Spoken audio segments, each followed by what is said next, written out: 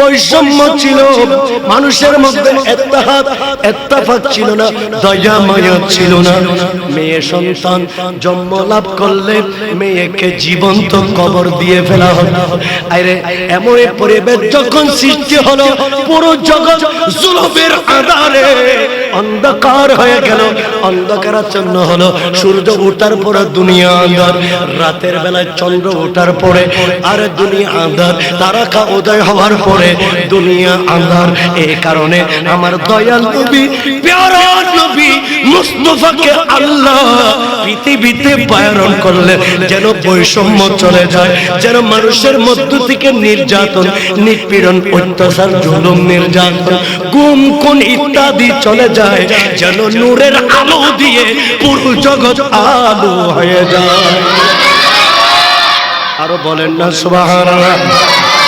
আল্লাহ কোরআনে বলেন, আল্লাযীনা ইউরিদুনা লিইউতিয়ু নূরাল্লাহ বিআফওয়াহিহিম ওয়াল্লাহু মুতিম্মু নূরিহি ওয়ালাউ কারিহাল কাফিরুন। এই আয়াতে কারিমাটা এইভাবে এসেছে, কিন্তু এক জায়গায় নয়, অন্য অনেক জায়গায় কোরআনে অনেক জায়গায় এসেছে। এক জায়গায় বলে কাফিরিন, আরেক জায়গায় বলে মুশরিকিন। এইভাবে আসলো যখন আমার দয়াল নবী, প্যারা নবী মুস্তাফা নূরের ঝলক নিয়ে আসলেন। আমার নবীর দাদা খাজা আব্দুল মুত্তালিব বলেন, ঈদ মিলাদুন নবীর রাত 11 তারিখের রাত সুবহ সাদিকের আগে আমি আব্দুল মুত্তালিব কাবা শরীফের তাওয়াফ করতেছিলাম। আমি কাবা তাওয়াফ করার জন্য গেলাম। আরে জাহিরি যুগে মানুষ কাবা তাওয়াফ করত, যেভাবে আখির নবীর উম্মত কাবা তাওয়াফ করে, ওইভাবে জাহিরি যুগের মানুষ কাবা তাওয়াফ করত। কিন্তু কাবার ভিতরে 360টি মূর্তি ছিল, এরা মূর্তিকে পূজা করত। আব্দুল মুত্তালিব ইনি কাবা ঘর তাওয়াফ করছে, উনি নিজে নিজে বলতেছে, তাওয়াফ করার সময় আমি দেখলাম কাবার দেওয়াল থেকে আওয়াজ বের হচ্ছে, কাবার গিলাফ থেকে আওয়াজ বের হচ্ছে, মূর্তিগুলো থেকে আওয়াজ বের হচ্ছে, যা মুহাম্মদ, যা মুহাম্মদ। মূর্তিগুলি বলে আমরা মুক্তি হয়ে গেছি, আমরা মুক্তি হয়ে গেছি। কাবা বলে আমি স্বাধীন হয়ে গেছি, কাবা বলে আমি নির্যাতন থেকে, জুলুম থেকে মুক্ত হয়ে গেছি, কাবার গিলাফ বলে আমি মুক্ত হয়ে গেছি। আব্দুল মুত্তালিব বলে আমি আশ্চর্য হয়ে গেলাম, জিজ্ঞেস করলাম কেন কেন কেন কেন, কিভাবে মুক্তি হলে? আরে জানিস না, আব্দুল্লাহর ঘরে যেয়ে দেখ, মা আমেনার কোলে ইমামুল আম্বিয়া তশরীফ এনেছে।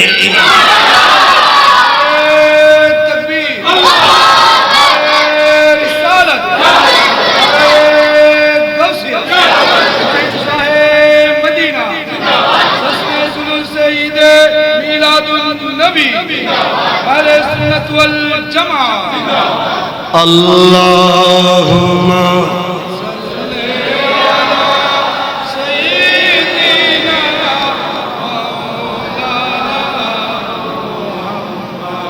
وعلى آل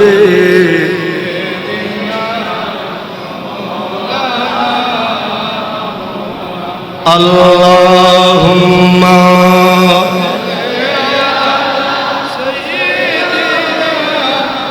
مولانا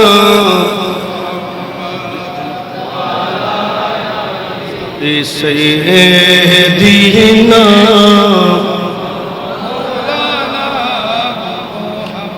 আমি নবীজির পাগল, আমি মদিনা, আমি নবীজির পাগল, আমি মদিনা, মদিনার দুলবলি নয়নের কাজল, আমি নবীজির পাগল, আমি মদিনা, আমি নবীজির পাগল, মদিনার পাগল। সালাতুন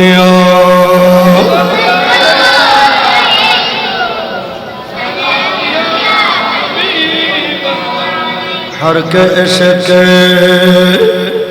मुस्तफा सा मानऊस बाहर बर्दे गोशायदा मन ओ सादा दुनिया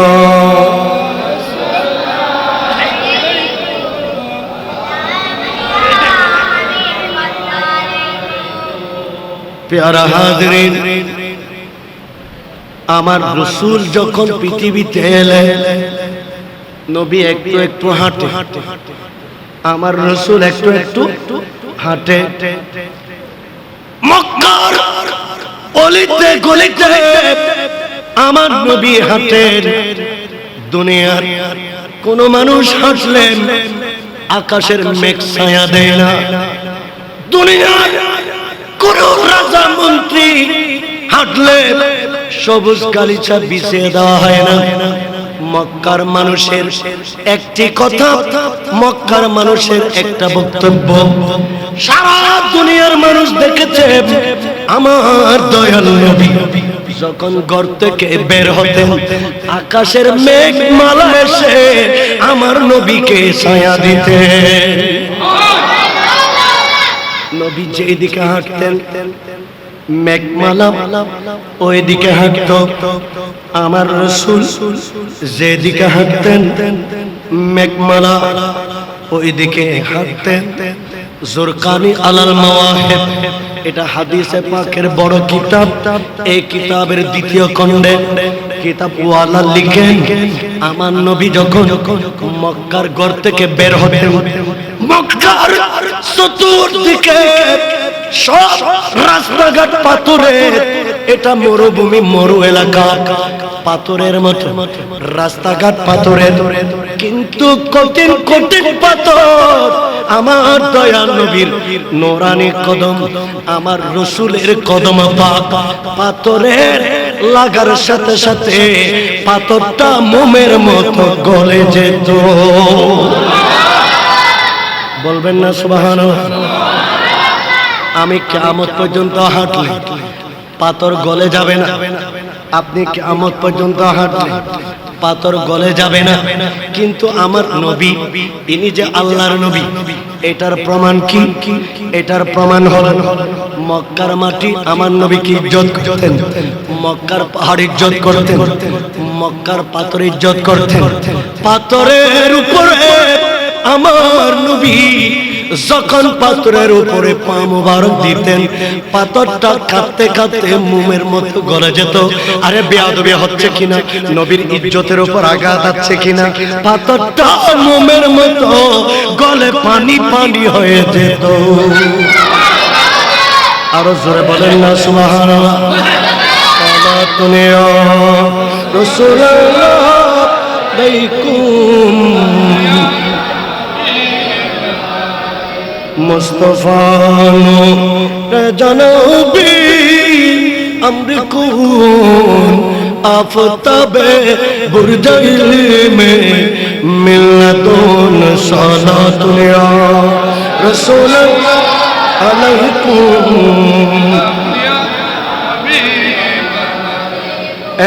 হাদিসে পাকে বলেন ইজা মাশা গাসা কদমাহু ফিল হিজারা আমার রাসূল মক্কার গলি গলিতে আমার নবী যখন হাঁটতেন পাথর বলেন ইয়া রাসূলুল্লাহ আমি বরদাশত করতে পারি না ইয়া হাবিবাল্লাহ আমি বরদাশত করতে পারি না আপনার কদম মোবারক আমার গায়ে লেগেছে পাথরটা মোমের মতো গলে যাচ্ছে মোমকে যখন জ্বালিয়ে দেওয়া হয় মোম গলে যায় আরে পাথরকে জ্বালানো হয় নাই পাথর গলে যাচ্ছে পাথর গলে যাচ্ছে বেহাইসু বুকিয়া দালিকা ইলাল আন তাবারাকু বিহি এই কারণে আমার রাসূল যখন এইভাবে হাঁটার সময় যখন পাথর গলে যাচ্ছে সাহাবায়ে কেরাম এই পাথরগুলি মক্কার জমিন থেকে নিয়ে নিয়ে সাহাবায়ে কেরাম ঘরে নিয়ে যাচ্ছে আমার নবীর সাহাবীরা আমার রাসূলের আমার নবী যখন নবীর নবুয়তটা প্রকাশ করে দিলেন সাহাবায়ে কেরাম যখন দেখলেন আমার নবীর কদমের নিচে পাথর মোমের মতো গলে গেল, তখন সাহাবায়ে কেরাম এই পাথরকে চুমু দিতে লাগলেন, এই পাথরকে ভালোবাসতে লাগলেন। আরে হাজরে আসওয়াদ মক্কার কাবা ঘরের দেওয়ালে একটা পাথর লাগানো আছে, একটা পাথর লাগানো আছে। সারা দুনিয়ার মানুষ এই পাথরকে চুমু দেয়, কিয়ামত পর্যন্ত চুমু দেবে। হযরতে ফারুক আযম এই পাথরকে চুমু দিতে গেলেন। হে পাথর, আমি ফারুক আযমের সাথে কথা বল, আমি ফারুক আযমের সাথে কথা বল, আমি ফারুক আযমের সাথে কথা বল। পাথর কথা বলতে জানে না, পাথর কথা বলে না। আরে তুই কথা বলতে জানিস না, তোকে কেন সারা দুনিয়ার মানুষ এত ইজ্জত করে, এত ভালোবাসে, মহব্বত করে, পুরো একটা চুমু দেয়? আরে খোদার কসম করে বলছি, আরে তোর পিঠে আমার দয়াল নবী মুস্তাফা চুমু দিয়েছে। চুমু দেওয়ার কারণে তোমার দামটা বেড়ে গেল, এই কারণে আমি ফারুক আযম আমার নবীর কারণে তোমাকে চুমু দিচ্ছি। আরো জোরে বলেন না। পাথর মোমের মতো গলে গেল, কিন্তু পাথরগুলি সাহাবীরা ঘরে নিয়ে যাচ্ছে। পাথরগুলি মক্কা থেকে পাথররা কন্তি দিয়ে করে করে পাথরটা কোথায় নিয়ে যাচ্ছে? কেন? এই পাথরটা নবীর উম্মতের কাছে কি হয়ে গেছে? এরা কথা বলে না, কি হয়ে গেছে? দামি হয়ে গেছে। সালাতুন ইয়া রাসূলুল্লাহ আলাইকুম।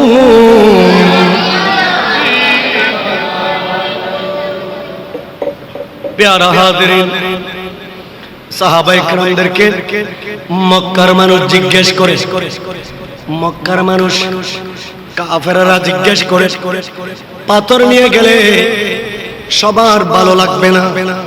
পাথর নিয়ে গেলে সবার ভালো লাগবে? বলেন না সবার ভালো লাগবে। কারণ এই পাথর কথাবার্তা বলতে জানে না, এই পাথরের কোনো কর্মক্ষমতা নাই। এই কারণে পাথরটা যখন সাহাবীরা নিয়ে যাবে, এই কারণে কাফেরদের গায়ে লাগে। এরা বলে এই পাথরটা কি কল্যাণ করতে পারবে, এই পাথরটা তোমাদের কি রহম করতে পারবে? মক্কার পাথর কেন তোমরা জমিন থেকে নিয়ে যাচ্ছ? তখন সাহাবীরা বলে দিলেন, তাতাবাররাকু বিহি, এই পাথরটা আমার ঘরে থাকলে আজীবন আল্লাহর পক্ষ থেকে বরকত হবে। যেহেতু এই পাথরের উপরে আমার নবীর কদম পাক লাগার কারণে পাথরটা মোমের মতো কি হয়ে গেছে? গলে গেছে। ওয়াতাজারুহু, এই পাথরকে সাহাবীরা জিয়ারত করলেন, বুজুর্গানে দিন রাত জিয়ারত করা শুরু করে দিলেন। ওয়াতাজিমুহু, এই পাথরকে এরা ইজ্জত করলেন। যদি পাথরের সাথে আমার নবী কদম পাক লাগার কারণে পাথর যদি সারা দুনিয়ার জন্য ইজ্জতমণ্ডিত হয়ে যায়, আমার রাসূল স্বয়ং নিজে দুনিয়াতে চলে এলেন, নবী আসার কারণে উম্মতের জন্য কেমন ইজ্জতের বিষয় হবে। আমার রাসূল যখন আলো দিচ্ছিলেন, কোনদিন মানুষের সাথে ফসাদ করে নাই, কোনদিন ঝগড়া করে নাই, মন্দ কথা বলে নাই। আমার প্যারা নবী বলেন, আমার কাজ হলো সত্য বলা, সত্য প্রতিষ্ঠা করা। গালি দেওয়া ফাসিকি, গালির কারণে শুধু মুখ খারাপ হয়ে তাই না, মুখ ফসা হয়ে যায়। পোড়া উঠলে, পুঁজ ধরলে যেভাবে পচে যায়, মানুষ গালি দিলে গালের কারণে মুসলমানের মুখ পচে যায়।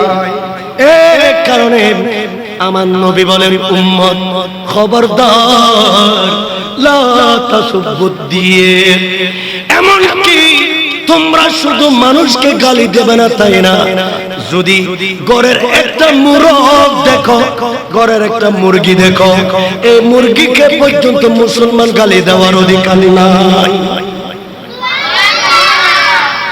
মুরগিকেও তোমরা কি দিও না, গালি দিও না। এটা আমি নবী মুস্তাফার চরিত্র নয়, এটা আমার আদর্শ নয়। আমি নবী এই কারণে আসি না, আমি শান্তির বাগান উপহার দেওয়ার জন্য এসেছি। আল্লাহর রাসূলের আলোচনা দেখে, আল্লাহর হাবিবের মিষ্টি কথা দেখে বনের বাঘ ভাল্লুক আমার নবীর কালমা পড়ে এরাও কালমা পড়া আরম্ভ করে দিল। বনের পশু পাখি নবীর কালমা পড়া আরম্ভ করে দিল। গাছপালা নবীকে সালাম দিল, আমার নবীর কালমা পড়া আরম্ভ করে দিল। এটা কাফেরদের ভালো লাগে না। আমাদের বাপ দাদার 14 গোষ্ঠীর ধর্মে আমাদের এতিম বাতিরা চুনকালি দেবে, এ কারণে আবু লাহাব আবু জেহেল প্রস্তুতি নিল, আমার রাসূলকে তারা ধ্বংস করে দেবে। নাউযুবিল্লাহ। আল্লাহ বলেন, আল্লাযীনা ইউরিদুনা লিইউতফিউ নূরাল্লাহি বিআফওয়াহিহিম ওয়াল্লাহু মুতিম্মু নূরিহি ওয়ালাউ কারিহাল কাফিরুন। প্যারা হাজিরিন, আমার রাসূলকে এরা কিভাবে ধ্বংস করতে চায়? রাতের বেলায় আবু জেহেল মিটিং ডাকলো ঘরে, আবু লাহাব আসলো, উতবা সাহেব আসলো, আমাদের বাতিজা ছোট আব্দুল্লাহর এতিম ছেলে, কিন্তু তার কথায় বনের বাঘভাল্লুক মজে গেছে, তার কথায় মক্কার মাটি মজে গেছে, মক্কার পাথর গলে যায়, অতএব তাকে এই পৃথিবীর জমিন থেকে ধ্বংস করে দিতে হবে। এরা মনে মনে প্রস্তুতি নিল। আল্লাযীনা ইউরিদুনা লিইউতফিউ নূরাল্লাহ, আর এই আলো নিভিয়ে দেবে। এখন আল্লাহ জবান খুলে দুনিয়াবাসীকে ডাক দিলেন, হে দুনিয়াবাসী, আবু জেহেলের কাণ্ড দেখো, এ দুনিয়াবাসী আবু লাহাবের কাণ্ড দেখো, এ দুনিয়াবাসী কাফেরদের কাণ্ড দেখো। আমার রাসূলকে কেউ দিবাতে পারবে না। আজীবন আমার রাসূল ঈমানের আলো দেবে, আমার নবী কাফেরদের কলবে ঈমান দেবে। আমার রাসূলকে আমি জবান এমন তাসির দিয়েছি, জবান এমন পাওয়ার দিয়েছি, আমার নবীর জবান থেকে ভূমিকম্পের মতো পাওয়ার বের হয়, নূর বের হয়, আলো বের হয়। আমার নবীর কথা শুনে লাখ লাখ মানুষ ঈমান গ্রহণ করবে। আমার নবীকে কেউ নিভাতে পারবে না। ব্যাপারটা হলো, আরে দুনিয়াতে যারা আমার রাসূলকে নিভাতে চায় তারা লাইট আবিষ্কার করেছে, এই লাইট জ্বালিয়েছে তারা, তারা আলো আবিষ্কার করেছে, আলো জ্বালিয়েছে তারা, কিন্তু আমি আল্লাহ স্বয়ং নিজে আমার কুদরতের হাতে আমার নবীর আলোকে আমি জ্বালিয়েছি জগৎকে আলো করে দেওয়ার জন্য। অতএব আমার রাসূলের এই আলো নিবানো বান্দার পক্ষে সম্ভব হবে। রাসূল আলো দিতে থাকবে। এরা অনেক চেষ্টা করলো আমার রাসূলকে কব্জা করার জন্য, পারলো না। আবু জেহেল বলে, এ মক্কাবাসী, তাড়াতাড়ি মুহাম্মদ সাল্লাল্লাহু আলাইহি ওয়াসাল্লামকে খতম করো, না হয় তোমাদের বাপ দাদার 14 গোষ্ঠীর ধর্ম মরে যাবে। কিভাবে? আমি যতদূর জানি মুসলমানের নবী গভীর রাতে কাবার মাঠে দাঁড়িয়ে আল্লাহর 30 পারা কালামুল্লাহ শরীফ তেলাওয়াত করে থাকে। আমার রাসূলের একটা আমল ছিল, আমার প্যারা নবী মুস্তাফার একটা চরিত্র ছিল। আমার রাসূল জীবনে কোনোদিন কোরআন তেলাওয়াত বাদ দেয় নাই। আমার প্যারা নবী ঘুম গেলে ঘুমের ভিতরে আমরা আজে বাজে স্বপ্ন দেখি, ঘুমের ভিতরে নবীর উম্মতরা একজন একজনকে গালি দেয়। ওই সকালবেলায় যেগুলি করেছিল এগুলি ঘুমের ভিতরে। কিন্তু মা আয়েশা সিদ্দিকা বলেন, মা উম্মে সালমা বলেন, আমরা দেখেছি আমার নবী ঘুম যেত আর নবীর কলব গুড় গুড় করে মিশরের মতো ঘুরতো, আর নবীর জবান থেকে কোরআন পাকের তেলাওয়াত বের হতো। জোরে বলেন না সুবহানাল্লাহ। কোরআন পড়া এটা আমার নবীর মহব্বতের একটা বিষয় ছিল, এটা মহব্বতের বিষয় ছিল। যারা সত্যি রাসূলকে মহব্বত করে, শুধু জুলুস করলাম আমরা মোহাব্বত হয়ে গেল, শুধু মিলাদুন নবী করলাম, মোহাব্বত হয়ে গেল, এটাই যথেষ্ট নয়। মিলাদুন নবীর শিক্ষা হলো আজকে সিদ্ধান্ত নিতে হবে, ঘরে গিয়ে রাত তো চলে যাবে, সকালবেলায় ঘুম থেকে উঠে আল্লাহর কোরআন সামনে নিয়ে তেলাওয়াত করব। ঠিক কিনা বলেন না? কোরআন শরীফ কি করতে হবে? কথা বলে না, কোরআন কি করতে হবে? তেলাওয়াত করতে হবে। কোরআন শরীফ পাঠ করতে হবে। আবু জেহেল বলে, হে কাফেররা, মুসলমানের নবী কোরআন পড়ে কাবার মাঠে গভীর রাতে, তখন আমরা সকলে ঘর থেকে দাকি তলোয়ার নিয়ে বের হব, আমরা মুহাম্মদ সাল্লাল্লাহু আলাইহি ওয়াসাল্লামের গেরদান উড়িয়ে দেব। এই নিয়ত এটা করে এরা সকলে বের হলেন। সবাই বলে, মক্কাবাসীরা বলে, ও আবু জেহেল, আপনি আমাদের সামনে থাকবে, আমরা পিছনে থাকব।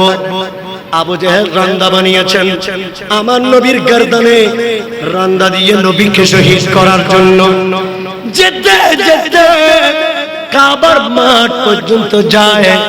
কাবার মাঠে গিয়ে আবু জেহেল দেখে আমার প্যারা নবী মুস্তাফার কাঁধ মোবারকায় দুইটা অজগর সাপ অগ্নি চুকে, চোখ থেকে আগুন জ্বলছে, হাঁ করে দাঁড়িয়ে আছে, মনে হচ্ছে যেন সমস্ত মক্কাবাসীদেরকে পেটের মধ্যে গ্রাস করে নেবে। আবু জেহেল রান্দা ফেলিয়ে পালাতে শুরু করলো, সমস্ত মক্কাবাসী পালাতে শুরু করলো, পালিয়ে বাঁচলো। তারা সবাই জিজ্ঞেস করলো, হুজুর গিয়েছিলেন মুসলমানের নবীকে শহীদ করে দেওয়ার জন্য, পালালেন কেন? আরে বলিস না, মুহাম্মদকে আল্লাহ কুদরতের এটেম দিয়েছে, মুহাম্মদের সাথে দুনিয়ার কোন শক্তি মুহাম্মদের শক্তির কাছে কিছু না। মুহাম্মদের শক্তি এমন অলৌকিক শক্তি, এই শক্তি দুনিয়ার কোন শক্তি দিয়ে, পরশক্তি দিয়ে, দুনিয়ার ক্ষেপণাস্ত্র দিয়ে, দুনিয়ার রাসায়নিক অস্ত্র দিয়ে, দুনিয়ার এই অস্ত্র দিয়ে, এইভাবে 47 দিয়ে, এইভাবে গান দিয়ে, বন্দুক দিয়ে মুহাম্মদ সাল্লাল্লাহু আলাইহি ওয়াসাল্লামকে ঠেকানো সম্ভব হবে না। কারণ আল্লাহ মুহাম্মদ সাল্লাল্লাহু আলাইহি ওয়াসাল্লামকে হেফাজত করার জন্য কুদরতের এটেম দিয়েছেন। যখন ওনাকে মারতে যাচ্ছিলাম দেখেছি ওনার কাঁধে দুইটা অজগর সাপ হাঁ করে দাঁড়িয়ে আছে। মুহূর্তের মধ্যে আমি দেখেছি, আর যদি এক পা সামনে দিতাম আমাদেরকে ওই অজগর সাপগুলি বক্ষণ করে নিবে। জোরে বলেন না সুবহানাল্লাহ। প্যারা হাজিরিন, আসুন তাইলে আমি যে কথাটা আপনাদেরকে আলোচনা করতে চেয়েছিলাম, আমার রাসূল ওনার আজকে ঈদ মিলাদুন নবী আপনারা পালন করেছেন। এটা শুধু আপনারা পালন করেন তাই না, আজকে সাউথ আফ্রিকার জমিনে দেখেন 12 রবিউল আউয়াল বিশাল জুলুস হয়েছে। অনেকে মানুষকে বলে এগুলি শুধু বাংলাদেশে চলে, আর কোথাও নেই। রবিউল আউয়ালের 12 তারিখ অনলাইন যারা দেখেছেন ওখানে চলেছে। লন্ডনের জমিনে জুলুস হয়েছে, ইরাকের জমিনে জুলুস হয়েছে। যে সৌদি আরবকে সবাই বলে ওদের আকীদার প্রতিষ্ঠিত সেই সৌদি আরব, সৌদি আরবে শুধু এই বছর নয়, আরো বিগত 5 বছর পর্যন্ত রাষ্ট্রীয়ভাবে আমার প্রিয় নবীর জুলুস চলছে। আর রবিউল আউয়াল শরীফের যেদিন প্রথম জুমা ছিল, ওই দিন আব্দুর রহমান সুদাইসি উনি হেরামাইনের মিম্বর শরীফে বসে পুরো 1 ঘন্টা শুধু আমার নবীর ঈদ মিলাদুন নবীর উপর বয়ান দিয়েছিলেন। তাইলে বোঝা যাচ্ছে সারা পৃথিবীতে ঈদ মিলাদুন নবী আছে, বলেন না? সারা পৃথিবীতে ঈদ মিলাদুন নবী, এটা বাংলাদেশের জন্য নতুন কিছু, এগুলি পূর্ব থেকে ছিল, আছে। ইমাম শাফিঈ, বাবা কথা নাই, মাযহাবের ইমাম ইমাম শাফি রাহমাতুল্লাহ আলাইহি বলেন, মান জামা লিমাউলিদিন নবী সাল্লাল্লাহু আলাইহি ওয়াসাল্লাম ইখওয়ানান আহয়ান তাআমান ওয়া আহলা মাকানান ওয়া আমিলা ইহসানান ওয়া সারা সাবাবান লিকরাআতিহি বা'আসাহু আল্লাহু ইয়াওমাল কিয়ামাতি মিনাস সিদ্দিকিন ওয়াশ শুহাদা ওয়াস সালিহিন। বলেন না সুবহানাল্লাহ। মাযহাবের ইমাম ইমাম শাফি রাহমাতুল্লাহ আলাইহি বলেন, আরে ইমাম আযম আবু হানিফা আমার নবীর ঈদ মিলাদুন নবী পালন করেছিলেন। ইমাম শাফি আমার নবীর ঈদ মিলাদুন নবী পালন করেছিলেন। ইমাম মালিক আমার নবীর ঈদ মিলাদুন নবী পালন করেছেন। ইমাম আহমদ ইবনে হাম্বল আমার নবীর ঈদ মিলাদুন নবী পালন করেছেন। ইমাম শাফি শুধু পালন করেছে তাই না, উনি ওনার বিশ্ববরেণ্য যে কিতাব উনি লিখেছেন, ওই কিতাবের মধ্যে ইমাম শাফি বলেছেন, এ নবীর উম্মত, আমি ইমাম শাফি হতে পারি, আমিও নবীর উম্মত, সারা দুনিয়ার নবীর উম্মতদেরকে বলছি, তোমরা যেদিন মিলাদুন নবী হবে সেই দিন তোমরা খাবারের ব্যবস্থা করে, তাবাররুকাতের ব্যবস্থা করে সারা মহল্লায় গ্রামে এগুলি বিতরণ করবে। ইমাম শাফি বলেন, আমিও আমার নবীর ঈদ মিলাদুন নবীর দিন তাবারুক করে আমি এই তাবারুকগুলি বিতরণ করতাম। তাহলে ইমাম শাফিও ঈদ মিলাদুন নবীর পক্ষে, বলেন না ঈদ মিলাদুন নবীর পক্ষে। শুধু তাই না, যারা মিলাদুন নবী সত্যিকার ভাবে পালন করবে, ইমাম শাফিঈ রাহমাতুল্লাহ আলাইহি বলেন, বা'আসাহুল্লাহ ইয়াউমাল কিয়ামা, এ নবীর উম্মত, আমি শাফি ওয়াদা দিচ্ছি, আমি ইমাম শাফি তোমাকে গ্যারান্টি দিচ্ছি, যেদিন কিয়ামত হবে সেদিন তোমার হাসরটা হবে মিনাস সিদ্দিকিন, সিদ্দিকিনদের সাথে, সিদ্দিক আকবরের সাথে, ফারুক আজমের সাথে, সাহাবায়ে কেরামের সাথে, যারা মিলাদুন নবী, নবীর মহব্বত আর প্রেমের জজবা নিয়ে মিলাদুন নবীতে অংশগ্রহণ করেছে। ইমাম শাফিঈ রাহমাতুল্লাহ আলাইহির বক্তব্য হলো, এদের হাসরটা সিদ্দিকিনদের সাথে হবে, ওয়াস শুহাদা, শুহাদায়ে কেরামদের সাথে ওনার হাসরটা হবে, ওয়াস সালিহিন, এবং ওলি আল্লাহদের সাথে ওনার হাসরটা হবে। শুধু তাই না, উনি বলেন যে ইয়াকুনু ফি জান্নাতিন নাঈম, সর্বশেষ যারা মিলাদুন নবী করবে এদের ঠিকানা হবে জান্নাতুন নাঈমে। জোরে বলেন না সুবহানাল্লাহ, আরো জোরে বলেন সুবহানাল্লাহ। যে আয়াত কারিমাটা আমি তেলাওয়াত করেছিলাম, মা আতাকুমুর রাসূল, মা আতাকুমুর রাসূল ফাহুযুহু ওয়া মা নাহাকুম আনহু ফান্তাহু। আমার আল্লাহ বলেছেন, এ আমার বান্দা, আমি আল্লাহকে যদি পেতে চাও, তোমাদেরকে স্পষ্ট কথা বলে দিচ্ছি, আমার রাসূল তোমাদেরকে যা দিয়েছে এগুলি তোমরা গ্রহণ করো, আর আমার নবী তোমাদেরকে যেগুলি পায়ের নিচে দিতে বলেছে এগুলি তোমরা সমাজ থেকে, এলাকা থেকে পায়ের নিচে দিয়ে দাও। আল্লাহর রাসূল যেগুলি নিক্ষেপ করেছে এগুলি ঘরে ঢোকার কোনো অধিকার, বলেন না ঘরে ঢোকার কোনো সুযোগ, বলেন না ঘরে ঢোকার কোনো সুযোগ। আমার রাসূল সর্বপ্রথম মক্কায় বন্ধ করলেন, আমার নবী বন্ধ করেছেন মহিলা জন্মগ্রহণ করলে মহিলাকে জীবন্ত কবর দেয়া যাবে, বলেন না জীবন্ত কবর দেয়া যাবে।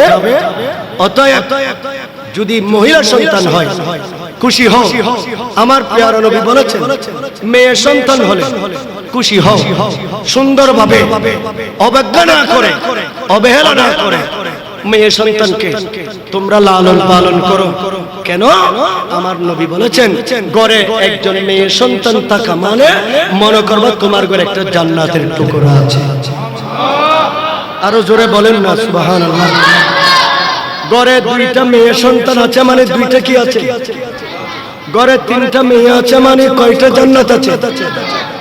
এই মেয়েদেরকে লালন পালন করে তোমরা বিবাহ শাদী বন্ধনে আবদ্ধ করে দাও, লেখাপড়ার ব্যবস্থা করো, তাদেরকে আদব শিক্ষা দাও। নিজের শাশুর বাড়িতে গিয়ে যেন তারা যেন সুন্দরভাবে নিজের পরিবার থেকে শিখে নেয়া বিষয়গুলি যেন শাশুর বাড়িতে ওই আদব আখলাকগুলি বাস্তবায়ন করতে পারে। আমার পেয়ারা নবী মুস্তাফা এটা সমাজের সর্বপ্রথম প্রতিষ্ঠা করলেন। নবীকে ভালোবাসি, আমার রাসূলকে আমরা মহব্বত করি, এই কাজটা আমাদেরকে এলাকায় সমাজে আমাদেরকে বাস্তবায়ন করতে হবে। পেয়ারা হাজিরিন, আমার পেয়ারা নবী মুস্তাফা বলেন, আমার রাসূল যখন বৃদ্ধ হয়েছে, নবী বুঝে ফেলেছেন আমার পেয়ারা নবী দুনিয়ার জমিন থেকে চলে যাবে। আমার রাসূল পৃথিবীর জমিন থেকে আমার নবী ইন্তেকাল হয়ে যাবে। রাসূল পাক এটা যখন বুঝলেন, আমার রাসূলের পরিবারে আমরা যেভাবে ছেলে মেয়ের জন্য আমরা জায়গা সম্পত্তি রেখে যাই, ছেলে মেয়ের জন্য বিল্ডিং রেখে যাই, আমার রাসূল ছেলে মেয়েদের জন্য এই রকমের জায়গা জমি রেখে যেতে পারে না। আমার রাসূল সম্পদ রেখে যেতে পারে না। আমার রাসূল এইভাবে আমার পেয়ারা নবী ঘরবাড়ি বৃহৎ আকারে রেখে যেতে পারে নাই। কিন্তু রাসূলের কাছে যেগুলি ব্যবহারের জিনিসপত্র ছিল, আমার পেয়ারা নবী এগুলি সমানভাবে আমার নবী সমস্ত বিবিদেরকে সমানভাবে ভাগ করে যে যদ্দুর পাবে একে সেই পরিমাণ আমার নবী বন্টন করে দিয়ে গেলেন। জোরে বলেন না সুবহানাল্লাহ, আরো জোরে বলেন সুবহানাল্লাহ। আমার নবী সমাজে সেটা প্রতিষ্ঠা করেছে, দেশে সেটা প্রতিষ্ঠা করেছে। কিন্তু এখন দেখা যায় আমরা বাবার সম্পদ ভাগ করি কখন? বাবা মারা গেলে আমরা বাবার সম্পদ ভাগ করি কখন?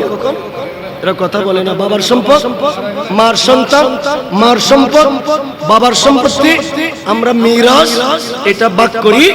বাবা মা যখন মারা যায় তখন এমন অবস্থার সৃষ্টি হয়, বাবার লাশ কাটিয়ে রেখে ছেলে সন্তানরা ভাগ বাটোয়ারা করার জন্য বসে যাই। আমাদের কর্ণফুলীতে একটা ঘটনা ঘটেছিল কয়েক বছর আগে, আপনারা দেখেছেন। সেটা হলো বাবার লাশকে 48 ঘন্টা কাটিয়ার মধ্যে রেখে সন্তানরা ঝগড়া দিয়েছে সম্পদ ভাগ বাটোয়ারা করার জন্য। আসলে এটা উচিত নয়। উচিত হলো বাবা মা দুনিয়ার জমিন থেকে যাওয়ার আগে আমার নবীর শরীয়ত হলো যে নিজের সম্পত্তিকে নিজের সন্তান সন্ততিকে সমান ভাবে ভাগ করে দিয়ে যেতে হবে। এটাই আমার পেয়ারা নবী মুস্তাফার একটা অন্যতম চরিত্র ছিল। জোরে বলেন সুবহানাল্লাহ, আরো জোরে বলেন। আমার নবী ভাগ করার জন্য নিলেন, রাসূল কি নিয়েছেন? আমার নবীর দাড়ি মোবারক। বলেন না সুবহানাল্লাহ। রাসূলের কি দাড়ি মোবারক। এগুলি হলে উম্মতের জন্য সম্পত্তি। আমার রাসূলের চুল মোবারক এগুলি ভাগ করার জন্য নিলেন। আমার নবীর পাগড়ি মোবারক, আমার নবীর জুব্বা মোবারক, আমার নবীর প্লেট, রাসূলের খাওয়া দাওয়া করার বাসন, প্লেট, পেয়ালা, গ্লাস, এগুলি সব আমার পেয়ারা নবীর সামনে নিলেন। আমার রাসূলের কাছে একটা চিরুনি ছিল, হাতির দাঁতের মতো বানানো সুন্দর একটা আয়না ছিল, এগুলির সামনে রাখলেন। রাসূল পাক খাদিজাতুল কুবরা আমার নবীর একজন বিবি, উনি মক্কায় থাকতে ইন্তেকাল করেছেন। নবীর 10 জন বিবি মদিনা শরীফে ছিলেন। আমার পেয়ারা নবী সমানভাবে আমার রাসূল সবাইকে ভাগ বাটোয়ারা করে দিয়ে যাচ্ছেন। আয়েশা সিদ্দিকা বলেন, ভাগ্যক্রমে আমার ভাগে আমার নবীর আয়না এবং চিরুনিটা আমার ভাগে পড়েছে। জোরে বলেন না সুবহানাল্লাহ, আরো জোরে বলবেন না। চিরুনি আর কি কথা বলে না, চিরুনি আর এই আয়নাটা কার? আমার রাসূলের। এই চিরুনিটা কার? আমার পেয়ারা নবী মুস্তাফার। এই আয়না, এই চিরুনি মুবারক, এইগুলি আমার পেয়ারা নবী আয়েশা সিদ্দিকাকে দিলেন। আয়েশা, এইগুলি তোমাকে দিচ্ছি, নাও এগুলি।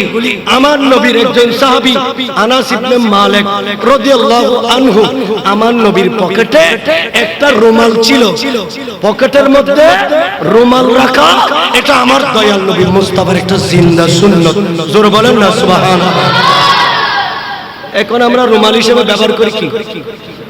কথা বলেন না। বিজ্ঞানে সুন্নাত থেকে মাহরুম করে দিয়েছে। বিজ্ঞান আমাদেরকে টিস্যু বানিয়ে আমার নবীর সুন্নাত থেকে কি করে দিয়েছে? মাহরুম করে দিয়েছে। এখানে কি ফায়দা? এই টিস্যুতে কি আছে? এখানে কি আছে নিয়ামত? আমার পেয়ারা নবী মুস্তাফা তো নিজের 63 বছর জীবন আমার নবীর গাম মোবারক মুছেছেন, আমার নবীর হাত মোবারক পরিষ্কার করেছেন রুমাল দিয়ে। কি দিয়ে? কাপড়ের রুমাল দিয়ে। আমরা কি নবীর উম্মত হিসাবে নিজের পকেটে কি একটা রুমাল রাখতে পারি না? কথা বলে না কেন?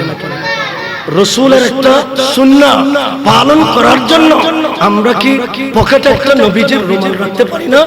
আমার নবীর পকেটে একটা রুমাল ছিল, নবী ইন্তেকালের আগে রুমালটা আমার নবীর সাহাবী আনাস ইবনে মালিককে দিয়ে গেলেন, এটা তোমার। আমার সব বাটরা শেষ হয়েছে, রুমালটা আমার হাতে ছিল, আমি এটা তোমাকে দিয়ে দিলাম। আরো জোরে বলেন না। আপনাদের কি কষ্ট হয়? সমস্যা হচ্ছে? আয়েশা সিদ্দিকাকে আয়না দিলেন, চিরুনি দিলেন, তো আয়েশা সিদ্দিকা বিবি হিসাবে ওনাকে আমার নবী মাথার চিরুনি কিনে দেয় নাই? আমার রাসূল ওনাকে আয়না কিনে দেয় নাই? বিবি হিসাবে, একজন বিবির পর্দানশী হিসাবে চার দেওয়ালের ভিতরে বিবি যেইভাবে থাকতে পারবে, বিবির সমস্ত অবয়ব সবগুলো একজন আদর্শবান স্বামী বিবিকে কিনে দেয়া, এটা আমার পেয়ারা নবী মুস্তাফার সুন্নাহ। আমার নবী বিবিকে কোনোদিন বাইরে যেতে দেয় নাই, পরপুরুষকে দেখতে দেয় নাই। আমার পেয়ারা নবী মুস্তাফা সরকারে কায়নাত বিবিদেরকে সব কিনে দিয়েছেন। জোরে বলেন না সুবহানাল্লাহ। আরো জোরে বলেন না সুবহানাল্লাহ। আনাস ইবনে মালিক হুজুর আসছে, সবাই বসেন। নারে তাকবীর, আরো জোরে বলেন। নারে রিসালাত, জোরে জোরে। নারে রিসালাত, নারে গাউসিয়া, আহলে সুন্নাহ ওয়াল জামাত। হুজুর কিবলার আগমন। আমাদের ওস্তাদ সমতুল্য মুরব্বী, আমাদের আহলে সুন্নাত ওয়াল জামাত চট্টগ্রাম মহানগরের সিনিয়র ভাইস প্রেসিডেন্ট, উনি তশরিফ এনেছেন। আল্লাহ ওনার হাজিরিকে কবুল করুন, আমিন। শুনেন, আমি আমার কথার শেষের দিকে এসে গেছি। আনাস ইবনে মালিক রাদিয়াল্লাহু তাআলা কে আমার নবী একটা রুমাল দিলেন। আমার পেয়ারা রাসূলের একজন, আমার নবীর একজন অন্তরঙ্গ, আমার নবীর উম্মত আব্বাস ইবনে আব্দুস সামাদ রাদিয়াল্লাহু তাআলা, ইনি বলেন আমরা কয়েকজন মানুষ, আমরা বললাম আমরা সকলে আনাস ইবনে মালিকের বাড়িতে বেড়াতে যাব। এরা সবাই মিলে আমার নবীর সাহাবী আনাস ইবনে মালিকের বাড়িতে বেড়াতে গেলেন। সুবহানাল্লাহ বলেন না। আপনারা মামার বাড়িতে বেড়াতে যান না? কালার বাড়িতে যান না? নানার বাড়িতে বেড়াতে যান না? বেশি বেশি যাবেন, খোঁজ খবর নেবেন। আমার নবীর ঈদ মিলাদুন নবীর শিক্ষা শেখা। আইয়ামে জাহেলিয়াতে মানুষ মানুষের খোঁজ খবর নিত না, মানুষ মানুষকে সেবা করত না, মানুষ মানুষকে ইজ্জত করত না। আমার পেয়ারা নবী ওইগুলি থেকে মানুষকে মুক্ত করলেন, খোঁজ খবর নেওয়ার ঘন ঘন নিজের আত্মীয়দের বাড়িতে গিয়ে দেখাশোনা করার, বেড়াতে যাওয়ার ব্যবস্থা আমার পেয়ারা নবী উম্মতের জন্য করে দিলেন। এটা আমার দয়াল নবীর সুন্নাহ। জোরে বলেন না সুবহানাল্লাহ। আনাস বিন মালিক নবীর সাহাবী, ওনার কাছে কয়েকজন সাহাবী বেড়াতে গেল। সাহাবীর বাড়িতে সাহাবী কি হয়ে গেছে? বেড়াতে গেছে, মেহমান। পেয়ারা হাজিরিন, আমার রাসূলের একটা নিয়ম ছিল। পেয়ারা হাজিরিন, আমার নবীর একটা নিয়ম ছিল। যখন আমার নবীর বাড়িতে নবীর উম্মতরা বেড়াতে যেতেন, আমার পেয়ারা নবী উম্মতদেরকে খেজুর খাওয়াতেন। আমার নবী উম্মতদেরকে পানি পান করাতেন। আরো জোরে বলেন না সুবহানাল্লাহ। মিষ্টান্ন দেবেন, বেড়াতে গেলে মিষ্টি দিয়ে মেহমানদারি করা আমার দয়াল নবী মুস্তাফার সুন্নাহ।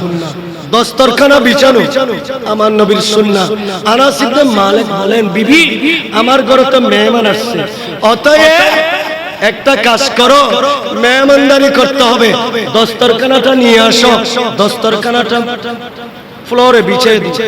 এখন আপনারা তো মেহমান আসলে আগে টেবিল বিছান, কি বিছান? সুন্নাত পালন করতেছেন বড় করে। ডাইনিং টেবিল বিছানো হয়েছে, ওখানে চেয়ার দেওয়া হয়েছে, ওখানে সবাই বসছে। বলে যে 6 বাসন, 10 বাসন, 12 বাসন, এইভাবে আইটেম আইটেম এইভাবে খাওয়া দাওয়ার ব্যবস্থা করা হয়েছে। আসলে আসলে বলেন তো দেখি, এটাকে আমার পেয়ারা নবী মুস্তাফার শরীয়তের ধর্ম না, মোটেই না। আমার পেয়ারা নবী মেহমানদারি এইভাবে করতেন না। এইগুলি পশ্চিমা নীতি, এইগুলি আমেরিকান নীতি, এইগুলি পারস্যের নীতি। এরা এই রকমের ইহুদি ইজমগুলি মুসলমানের সমাজে ঢুকিয়ে দিয়েছিল। আমার নবীর সুন্নতকে বিলুপ্ত করে মুসলমানের কালচারকে নষ্ট করে দেওয়ার জন্য, ঠিক কিনা বলেন না? দস্তরখানা বিছিয়ে দিলেন, বলতে খাবার নিয়ে আসো। এবং আমার রাসূল যে আমাকে একটা রুমাল দিয়েছে, রাসূল ওনাকে কি দিয়েছিলেন? একটা রুমাল। বলে যে রুমালটা নিয়ে আসো। বিবিকে বললেন, এটা সাহাবা ইকরাম যেন এটা দেখে।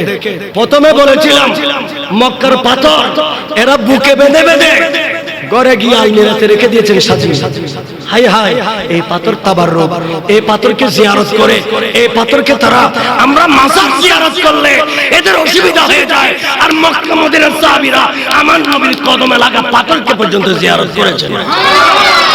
আরো জোরে বলেন না সুবহানাল্লাহ। এগুলি কি তারা কোরআন হাদিসে পড়ে নাই? এগুলি কি তারা শরীয়তের কিতাবগুলিতে পড়ে নাই? নিশ্চয়ই পড়েছে। পড়ার পরও কিন্তু তারা আকীদার উপর আঘাত ফেলে মুসলমানদের শান্তিকে অশান্তিতে রূপান্তরিত করতে চাইতে চায় না। পেয়ারা হাজিরিন, কথা শুনেন, রুমালটা নিয়ে এসো। সাহাবীরা যেন আমার নবীর রুমালটা জিয়ারত করতে পারে। বিবি রুমালটা বের করে দিলেন, এটা ময়লা হয়ে গেছে, দীর্ঘদিন হয়েছে তো আমার নবী রুমালটা দিলেন, এটা ময়লা হয়ে গেছে, রুমালটা ময়লা হয়ে গেছে। আমার পেয়ারা নবীর এই রুমাল ময়লা হয়ে গেছে। বিবি আনাস ইবনে মালিক রাদিয়াল্লাহু তাআলা বলেন, বিবি এই রুমালটা ময়লা হয়ে গেল কেন? একটা কাজ করো, আগুনে চুলায় আগুন দেন, আগুনের মধ্যে আমার নবীর এই রুমালটা আগুনের ভিতরে ফেলে দাও, যেন এটা পরিষ্কার হয়ে যায়। মা এরা সুবহানাল্লাহ বলে না? আগুনে ফেলে দিলে ফুরে যাবে না, পরিষ্কার হবে? তারা নামাজ ফুরে যাবে না, পরিষ্কার হবে? আনাস ইবনে মালিক হদে আর নবীর রুমালিয়েন আগুনের ভিতরে ফেলে দাও, পরিষ্কার হবে। দিবে আশ্চর্য কি রে, আয় তো জানি দি রুমালিয়েন আগুনের ভিতরে ফেলে দিলি ফুরি দেবে কই, কিন্তু আজ জামাই হতে ইয়ে আগুন দিলি পরিষ্কার। সুবহানাল্লাহ। পেয়ারা হাজিরিন, কথা মতো বিবি আমার রাসূলের রুমাল মুবারক আগুন জ্বালিয়ে আগুনের ভিতরে আমার নবীর রুমাল মোবারক ফেলে দিলেন। আধা ঘন্টা পরে বিবিকে বলতেছে পরিষ্কার হয়ে গেছে, এখন চুলা থেকে রুমালটা বের করে ফেল। বিবি তো হাত তিল হওয়ার অবস্থা। কারণ কি আধা ঘন্টা নয়, এটা তো 5 মিনিটে পুরো সর্বনাশ হয়ে যাবে, এটা তছনছ হয়ে যাবে। আধা ঘন্টা হয়ে গেছে, রুমালটা কি আছে? বিবি গেলেন, একটা চড়ি হাতে নিলেন, আগুনের চুলার ভিতরে ছড়িখানা ঢুকাইয়া দিলেন। ফাখরিজা, হাদিসে পাকে আছে ফাখরিজা, নিজের বিবি ছড়ি দিয়ে রুমালটা ওই আগুনের চুলা থেকে বের করলেন। আবিয়াদু কান্নাহুল লবনু, এ রুমাল ময়লা তো চলে গেছে, দুধের মতো ধবধবে সাদা পরিষ্কার হয়ে গেছে। ফাকুলনা মা হাযা, যারা মেহমান গেছে এরা কাণ্ডটা দেখে ফাল মেরে উঠলো, কি ব্যাপার মা হাযা, কি রে এটা কি? রুমাল পুড়ে যাবে। এখন তো রুমাল দুধের মতো দবদবে সাদা হয়ে আগুন থেকে বের হলো, কি ব্যাপার? তখন আনাস ইবনে মালিক ইনি বলেন, হে সাহাবীরা, এটা যেমন তেমন রুমাল নয়, আমার নবীকে তোমরা যেমন তেমন মনে করো না, তোমাদের 10 জনের একজন মনে করো না, আমার রাসূলকে তোমাদের মতো তুলনা করো না। লা মিসালা লা, লা শাবিহা লা, লা নযীরা লা। আমার রাসূলের কোনো উদাহরণ নাই, কোনো মিসাল নাই, আমার নবীর সাথে কারো তুলনা হয় না, কারো তুলনা হয় না। শেষ কথা হলো উনি বলেন, হাযা হাযা মিনদিলু কানা রাসূলুল্লাহ সাল্লাল্লাহু তাআলা আলাইহি ওয়াসাল্লাম ইয়ামসাহু বিহি। আমার রাসূলের সাহাবী আনাস ইবনে মালিক বলেন, এটা হলো আমার নবীর রুমাল, আমার নবী গাম মোবারক, আমার নবীর গায়ে গাম মোবারক আসলে, পসিনা মোবারক আসলে আমার নবী টিস্যু দিয়ে মুছতেন না, আমার নবী টিস্যু দিয়ে মুছতেন না, আমার নবী পকেট মোবারকায় যে মোবারকায় রুমাল লাগতেন, রুমাল দিয়ে নিজের পসিনা মোবারকগুলি মুছে নিতেন। আমার রাসূল এই রুমাল মোবারক, মিন্দিল মোবারক ইন্তেকালের আগে আমি আনাস ইবনে মালিককে হাদিয়া হিসেবে দিয়ে গেল।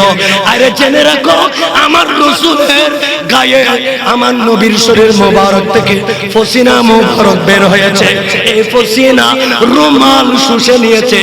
এই রুমাল আগুনের ভিতরে দিলে আগুনকে জিজ্ঞেস করো, আগুন এই রুমাল তুমি কেন জ্বালাও নাই? আরে আমি কিয়ামত পর্যন্ত জ্বালাইতে পারবো না, কারণ এই রুমালের সাথে দয়াল নবী মুস্তাফার সম্পর্ক আছে। আল্লাহ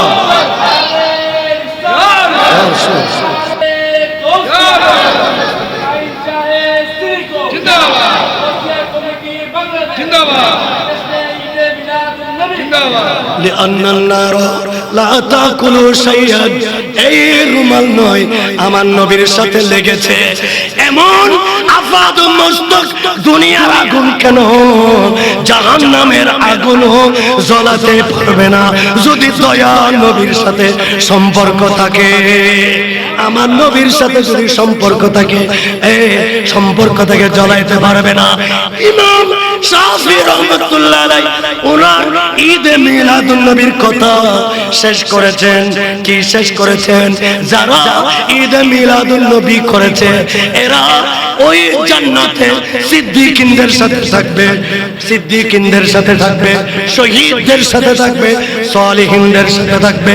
আমি ইমাম শাফি আবার কনফার্ম দিচ্ছি, মিলাদুন নবীর প্রেমিক জাহান্নামে যাবে না, যাবে না, যাবে না। তাদের জন্য আল্লাহ জান্নাতুন নাঈম রিজার্ভ করে রেখেছে। আর লম্বা করব না, হুজুরকে সময় দিয়ে দিচ্ছি। আমি হুজুরের জন্য ধরে রেখেছি, হুজুর পতঙ্গা থেকে একটা করে আসছে, আমি পতঙ্গাতে যাবো এখন। এখন পতঙ্গাতে আধা ঘন্টার মধ্যে ইনশাল্লাহ আমি পৌঁছে যেতে পারবো। তো দোয়া করবেন। হুজুর এটা আমাদের এলাকা, আমি এদেরকে নিয়ে আসি, দোয়া করবেন। এই মসজিদটা নতুন হয়েছে আমাদের একই মহল্লায়, এটা ইবাদতখানা, এটার জন্য একটু খাস করে দোয়া করবেন। আমার মসজিদ পরিচালনা যারা করে ওনারা ওইখানে সংযুক্ত আছে।